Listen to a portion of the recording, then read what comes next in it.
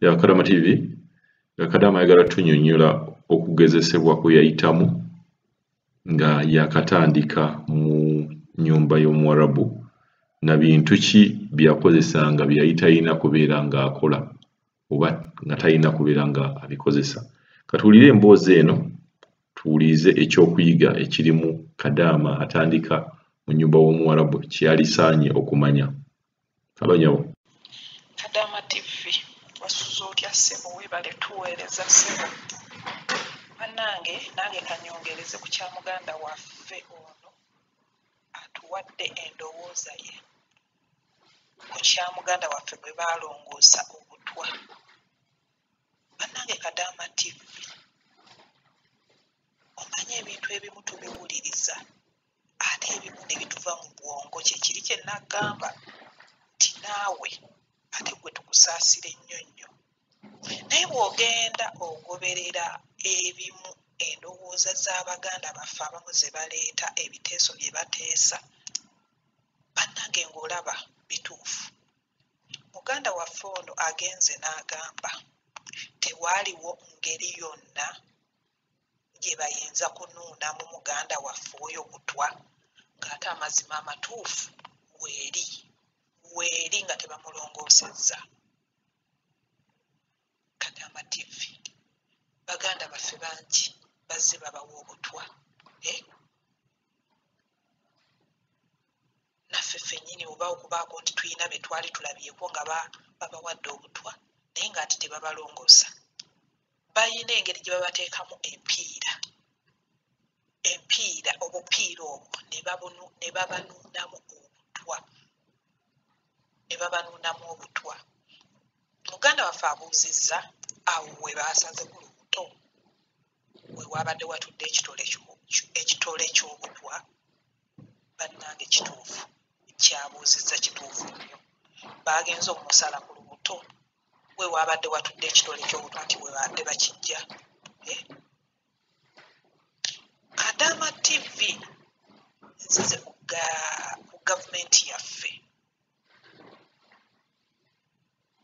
Gavumenti yaffe lwaki tefa ku bulamu bwaffe? Lwaki bannange tebatulwanirira? Kyova olaba nga abantu bano batukola byonna bye baagala olwa gavumenti yaffe okubeera nga tefaayo.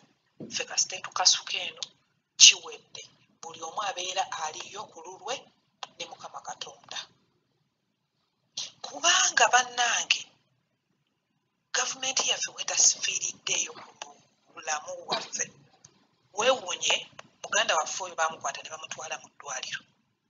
Si ye yeetwalayo, bennyini abaamuwa obutwa be baamukwata ne bamutwala mu ddwaliro nga ne kye bamutwalira mu ddwaliro bakimanyi nti tumuwadde obutwa. Kaakati muganda waffe ono bw'abuuza nti era bw'agamba nti balabika baali bayina kye baagala mu ndoomo, ekyo nakyo kyandiba ekituufu. Bano abantu boogera n'abantu baabwe abo ennimi ffe ze tutategeera. Nze olunaku lumu nasabako wano ebikozesebwa. Kadama TV nze ntereka ngira ebintu bisigaddewo bya wiikisi nga 2 ne ntandika okusaba ebintu ebikozesebwa.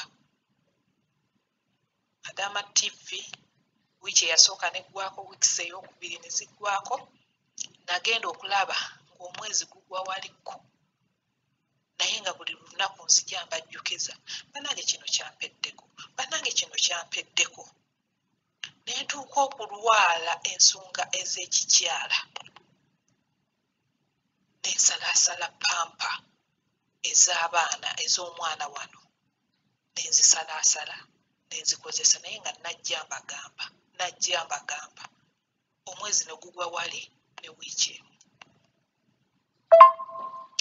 Munnange ssebo nabadde nkyakugamba ne bampitaawo kapaalo ne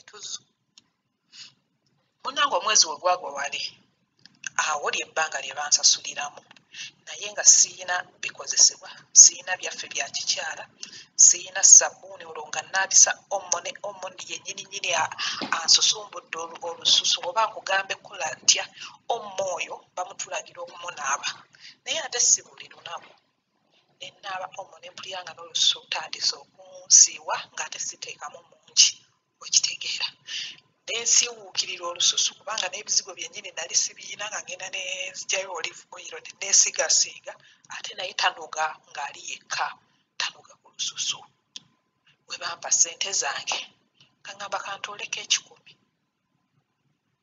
nga mbagamba nti bannange nsaba kola ki kuntwala ngule ebintu nga ndaba bwe naabagamba nti bagende bangulire era nakyo kyekimu bagenda kunneereeza bwereeza munnange nga wayita ennaku ndowooza nga 3 olwali olwokuna nga bantwala nga banvuga nga bantwala negulira ebintu kati bwe tuyingira mwe twali tugenda okugula ebintu bye nali neetaaga nze olwo mmanyi ebintu bye ngenda okuleeta ngenda bireeta eby'emitwalo 10 egy'e Uganda kubanga 10 gy'emitwalo 10 egy'e Uganda nga nze mmanyi ngenda kujja nga omukono gunaanuuse bwe guti sisobola na kusekula bintu munnaye bwe twayingira mwe tugenda okugula ebintu ng'oluŋambye kangende negulira ebintu byange bibeerewo wano mu bungi Kadama TV twayingira omukyala n'agendera ddala ku kawunta kale oba nkugambe nti oba kale kangitwale nti kawunta n'ayogera ne munne omusajja olulimi lwabwe nze naŋŋamba gira ng'olondaawo ebintu butemya bwaliiso ngenda okulaba ng'omusajja atuuseeko oyo yennyini gw'abadde ayogera naye omusajja ajja nga mbuuzaawo oyagala kinaki nga ntandika okumugamba nga nange ntandika okulonda ebintu byenkola ki bye nneetaaga wabula kyessaamanya oba yamugamba atya munaye nga ntandika kulonda ebintu biteeka wali always bizigo roloni sabbuuni eyinze nga mmanyi wamma ngenda kusigaza ne balance Kadama TV ngenda okumala okulonda ebintu wali ngenda okulengera omukazi ng'alina byagirira omusajja bye sitegeera ngenda okulaba ng'omusajja alonda jjukira nze mulaba wali omukyala muki mundabirwamu mukama wange ngenda okulaba ng'omusajja akwatakwata atya ebintu ng'abirondalondako ebimu nenzira ne ŋŋamba omukyala bino ebintu bya ssente mmeka kaŋŋamba yeebuzaabuzaako Kadama TV obuntu lwakuba n'ebifaananyi nabisiibulamu nandi bikusindikidde obuntu butini nnyo bwe buti naleeta akapaketi ka sabbuuni bunono obusabbuuni obutini ne ndeeta vasiliini waliwo akatono waliwo akaddirira akatono waliwo ekiddako ate ne wabaawo n'ekinene ennyo kati kino ekiddako ekitali kinene ne ndeeta buloolo bwe nali nnonze baabugyamu ne bandeetera obulala 2 okitegeera sebo obuloolo ni 2 obutole bwa sabbuuni 6 obutini nga buli mu kasaketi ne bampa akasenya obusenya nali nnonze 3 obusenya amannyo 3 kubanga nze nsigazaayo mwezi bwezi baleko contract yange kati kye nali mbala nga ndaba ebintu ebyo bijja kumazaako ki contract mama baabironda ne bandekerawo akasenya kamu ne bandeetera akaddagala k'amannyo akatini Kadama TV nakakozesa weeks 2 ng'ateekekkereza weeks 2 ne kakuba kati muganda waffe ekinjogeza ebyo byonna ndi ku ludda lwa muganda waffe wagamba nti bano baboosi baayogera ne bali abantu olulimi tibabeeko bye bamugya mu lubuto banange n'ekyo tekyandiba ekituufu ffenna tuteesa buteesa era ffenna tuwandowooza zaffe nze lwaki nange eŋŋambye nti kyandiba ekituufu ku kye bankola mukama wange ne kana akasente akatono ng'era ayagala bangulira obuntu obutono kwegamba nze neewuunya abantu bano bannange neewuunya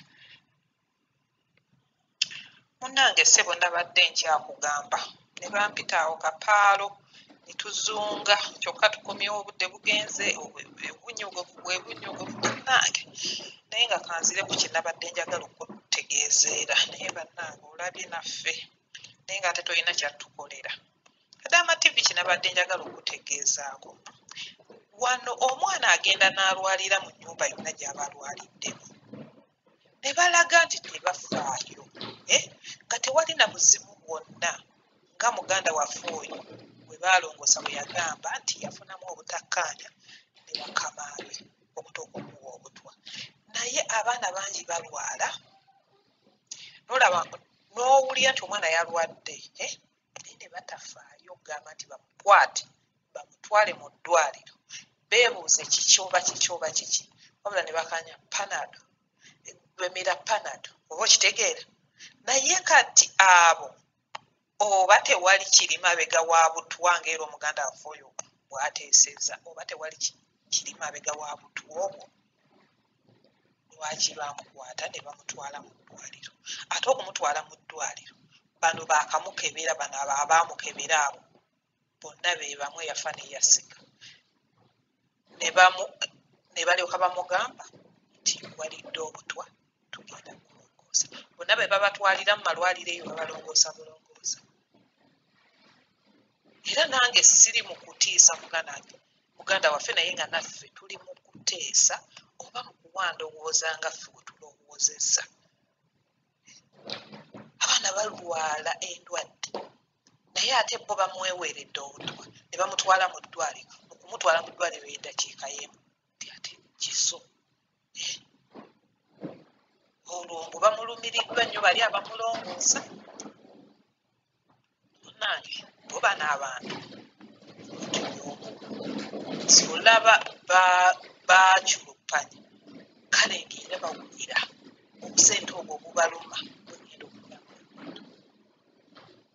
bwengenda okugulamu ebintu. Naye kati obudde buno batandise okwewoomereza anti ebbanga ligenda. Batandise okwewoomereza bonna beekoza, abaana kwegamba balina empisa.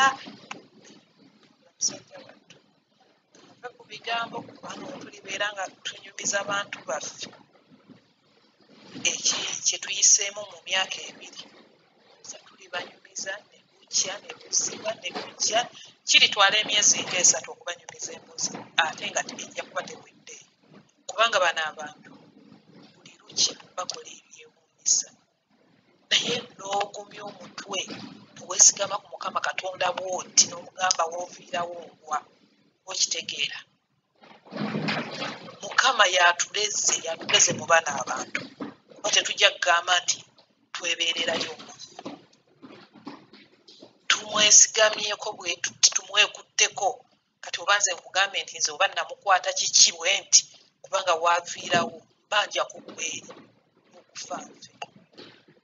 Naye nze buli lwenfuba ebinjankalanya kubanga nze bannange nyiiga ne mpulira nga n'omutima njagala nga mpulira nga omutima gugenda kwabika. Bamba siina byogenda kuddamu okugamba bano abantu bandaba ngenda kukola ensonga. Ntambula mangu awo omuddo nenvaawo nembaako neŋŋamba Mukama wanzikakkanye ambaana n'ekindabo bino bya baganda baffe kubawa butwa. So bwe nnyonnyola Mukama Katonda ebyemubbaako naye ate baganda bange abamu nja bakubiriza banaye tetukoowa kuloopera Mukama Katonda, tetukoowa muloopera, tetukoowa mwebaza. Tumwebaze ate era nga we tumusaba banaye netujja ffenna tuyina ebitunyigiriza bitunyiga nno bitutta. Naye n'oguma n'ogamba Mukama ne bukya n'ogamba Mukama oba olwayo ogenda tuyita butya. Ne buziba n'ogamba Mukama ekiro kino oba ngenda kiyitamu nti kwegamba womalirako emyaka ebiri byolabye nga bisinga emyaka gy'oba olina sikulimba byolabira mu mayumba g'abantu biba bisinga emyaka